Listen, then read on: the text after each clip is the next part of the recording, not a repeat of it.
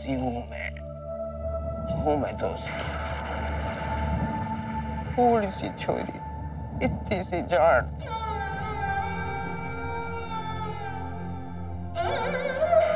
इसे हवेली में चिड़कली की तरह उड़ती फिरे और मैंने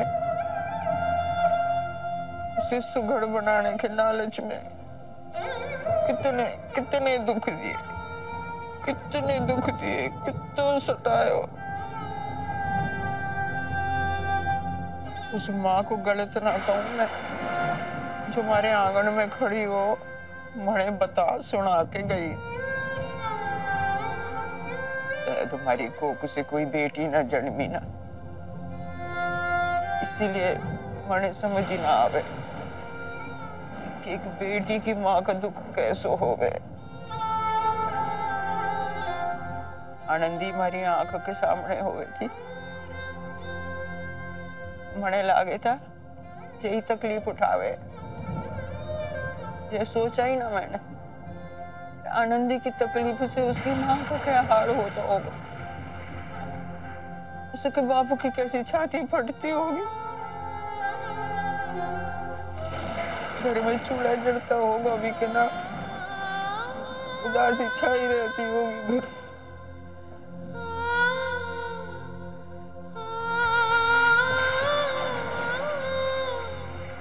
दिन रात रोते रहते होंगे उसके माँ बापू। ऐसा हुआ है बीते वक्त में बहुत कुछ बुरा हुआ है मासा, लेकिन मासा अब हम सब मिलकर उसकी भरपाई करने की कोशिश कर तो रहे हैं, और सबसे ज्यादा तो आप कर रही हैं मासा। आज आनंदी को उसकी मां से कम प्यार करती हैं क्या? और वो भी आपको उतना ही प्यार करती है मासा, उतना ही आदर करती है आपका। फिर ये ग्लानि क्यों मासा?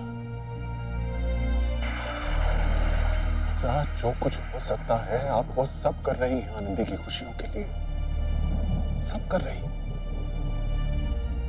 आज शायद उसकी सगी माँ उसका घर दोबारा बसाने के बारे में ना सोचती, लेकिन आप सोच रही हैं ना मासा?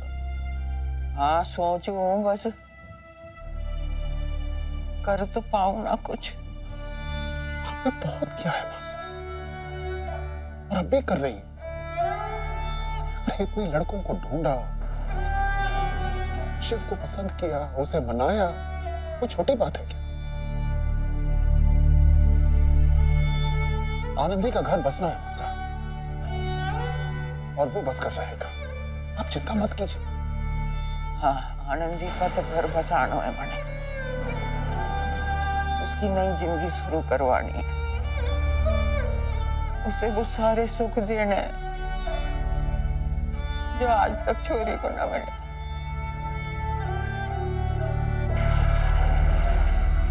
यदि आनंदी का ब्याह कराए बिना मैं मर गई ना, हमारी आत्मा को भी शांति न मिलेगी। साहब ऐसा मत बोलिए, आप मत बोलिए। आनंदी का ब्याह होके रहे को, शिव से आनंदी का ब्याह होके ही रहे को।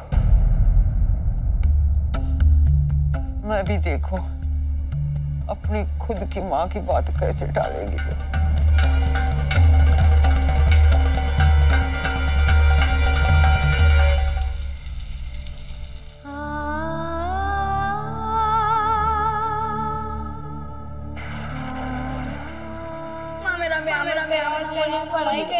बरसों से जिसने तुम्हारी हर छोटी बड़ी जिम्मेदारी अपने ऊपर ले ली, यहाँ तक कि तुम्हारे कपड़ों का भी खर्चा उठाया, मेरी मदद से नहीं, भैरव सिंह जी की मदद से।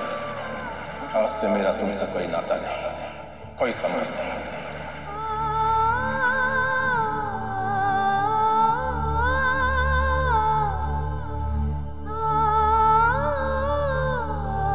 जब कोई रिश्ता ही नहीं तो यादों को संभाल कर रखने का क्या मतलब? तुम्हारी इन तस्वीरों को देखकर अपने आप पर गुस्सा आता है मुझे।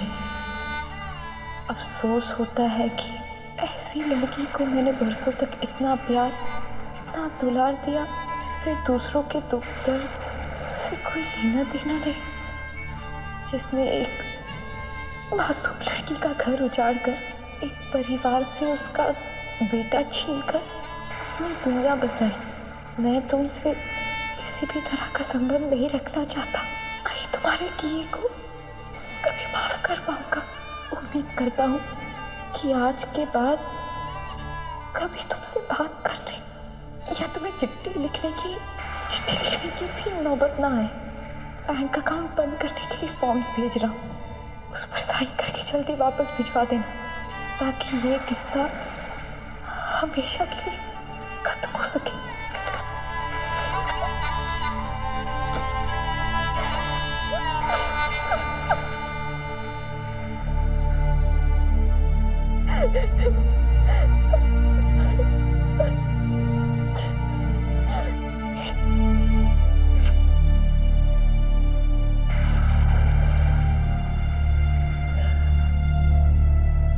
ठीक है बड़े पापा,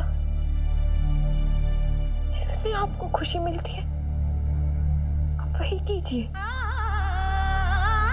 आपका प्यार आज तक सहज के रखा था मैंने अपने मन में, आज के बाद आपकी नफरत भी सहज कर रखूंगी। ये वादा है मेरा बड़े पापा, ये वादा है मेरा आपसे।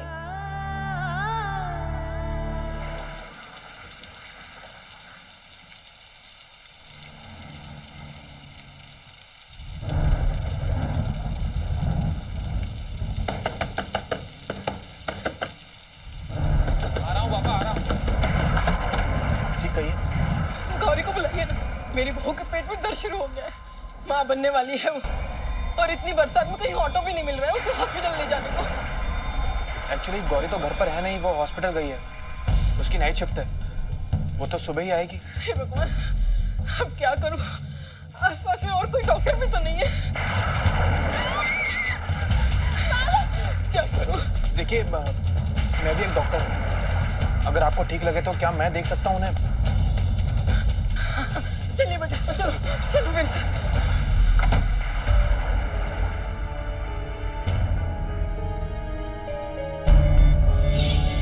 जी बड़े पापा, कैसे हैं आप?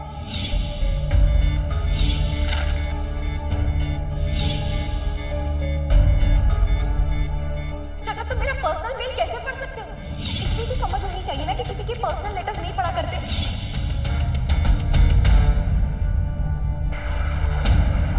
उस दिन मैंने जगत के हाथ से बड़े पापा का फोन ही छीन लिया।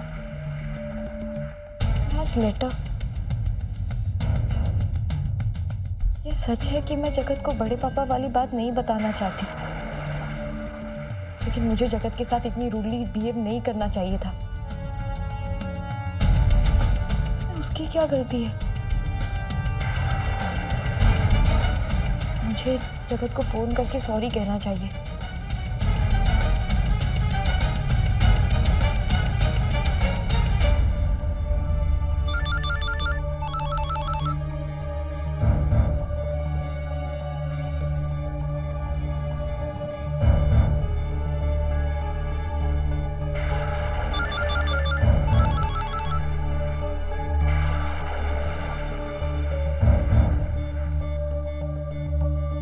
जगत फोन क्यों नहीं उठा रहे?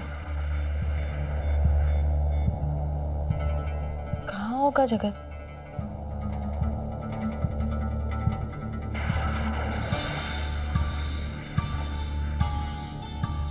कहीं किसी बार में बैठकर शराब तो नहीं पी रहा है? और कहाँ हो सकता है जगत? जगत को तो बस बहाना चाहिए आजकल। खुशी हो तब भी पीना है, दुख हो तब भी पीना है। डॉक्टर गौरी, वो वार्ड नंबर 2 के पेशेंट नंबर 9 की फाइल आपके पास है ना? हाँ। अच्छा सुनो, यस। मैं घर जा रही हूँ, मुझे अचानक ही एक अर्जेंट काम आ गया है। तुम प्लीज डॉक्टर कामदार से कहना कि वो यहाँ संभाले। लेकिन आप जाएंगी कैसे? बारिश के कारण आसपास की तो सारी रोड भर गई है, ट्रैफिक भी तो बहुत होगा। रास्ते में अटकने से अच्छा है कि आप बारिश रुकने तक यहीं हॉस्पिटल में रुक जाइए ना। You are right.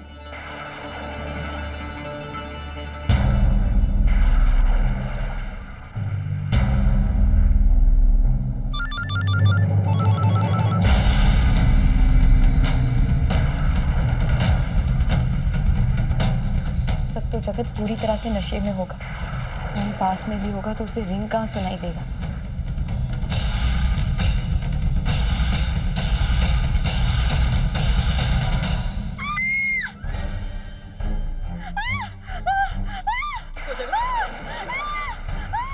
नहीं सहन होता माँ, ये दर्द जान ले लेगा मेरी। हिम्मत कहते सब ठीक हो जाएगा। देखिए आपको कुछ नहीं होगा, आप बिल्कुल चिंता मत कीजिए। सिर्फ एक घंटे में आपके चेहरे पर मुस्कुराहट होगी जब आप अपने बच्चे को अपने सीने से लगाएंगे। आप जल्दी से गर्म पानी लेकर आइए, फ्रेश टॉवल, सैनिटाइजर और एंटीसेप्टिक, जल्दी प्लीज। देखिए आपको घबराने की बिल्कुल जरूरत नहीं है। हाँ, मुझ पर भरोसा रखिए आप। ये आपका पहला बच्चा है, उसे इस दुनिया में आने दीजिए, फिर आप खुद कहेंगी कि ये पल आपकी जिंदगी का सबसे खूबसूरत पल है। डिलीवरी में ज्यादा टाइम नहीं है। जैसे हम किसी मेहमान के आने के पहले उसके स्वागत की तैयारियां करते हैं, ठीक वैसे ही इस नन्हे मेहमान के लिए भी आप तैयारियां शुरू कर दीजिए।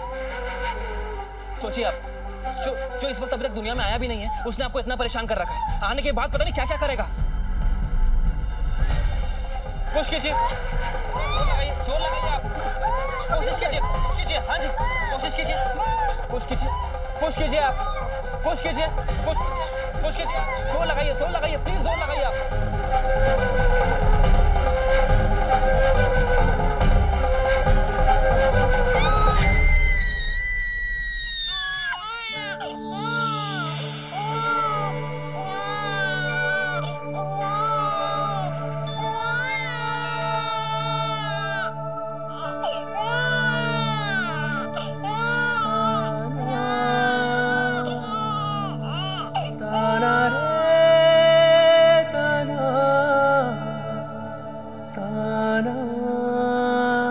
Congratulations. आपको बेटा हुआ है।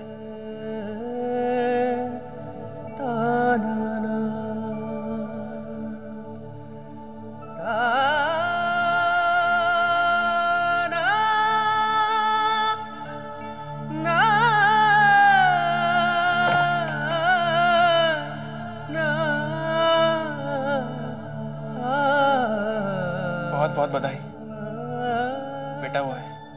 Thank you doctor, thank you very much. तुम्हारा ये एहसान हम जिंदगी भर याद रखेंगे बेटा। हाँ बेटा, तुम्हें जितनी भी बार थैंक्स कहे वो कम होगा। नहीं आंटी, मैंने कोई एहसान नहीं किया। एक डॉक्टर होने के नाते जो मेरा फर्ज बनता है, बस वही पूरा किया है मैंने।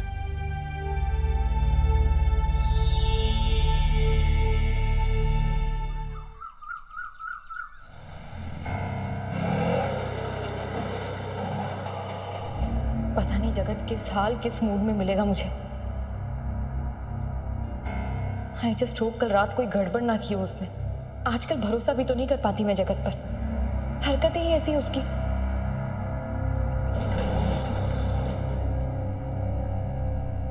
हाँ, डॉक्टर जगत सिंह यही थे, वही जो हमारे पड़ोस में रहते हैं।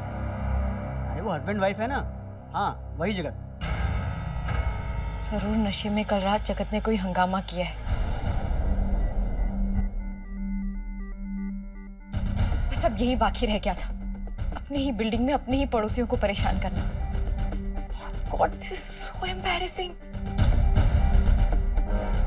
जगत क्यों इतनी बुरी तरह से बिहेव करता है, सबसे समझ में नहीं आता। कई लोग पुलिस में तो कंप्लेन नहीं कर रहे।